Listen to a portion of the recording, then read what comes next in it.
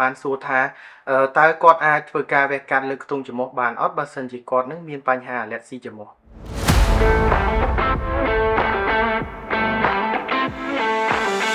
មកទល់ពេលនេះនៅមជ្ឈមណ្ឌលកែសម្ផស្ស KD ពួកយើងបានទទួលធ្វើការវះកាត់លើខ្ទង់ច្រមុះជូនអ្នកជំងឺជាច្រើនដែលក្នុងនោះយើងមានទាំងអ្នកជំងឺដែលមានសភាពច្រមុះធម្មតា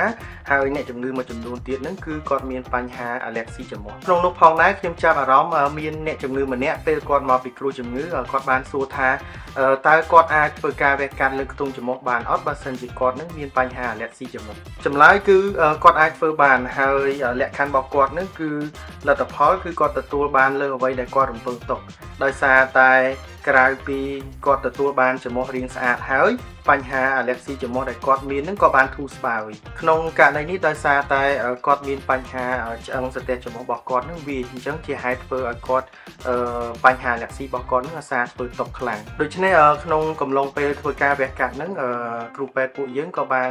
ធ្វើការវះកាត់កែតម្រង់ឆ្អឹងសន្ទះច្រមុះជូនគាត់ដែលយើងនិយាយជាភាសាបច្ចេកទេសថា septoplasty ជូនគាត់ហើយលទ្ធផលក្រោយការវះកាត់នៅពេលដែលគាត់មកជួបតាមដានជាមួយគ្រូពេទ្យក្រៅពីគាត់ទទួលបានច្រមុះរាងស្អាតហើយបញ្ហាអាឡែស៊ីច្រមុះរបស់គាត់ក៏លែងសូវធ្វើទុកខ្លាំងដូចមុនទៀតសរុបសេចក្តីមកចំពោះបងប្អូនដែលគាត់មានបញ្ហាអាឡែស៊ីច្រមុះហើយគាត់ចង់ធ្វើការវះកាត់ច្រមុះខ្ញុំណែនាំឲ្យគាត់មកជួបពិភាក្សាជាមួយនឹងគ្រូពេទ្យជំនាញឲ្យបានច្បាស់លាស់មុននឹងធ្វើការវះកាត់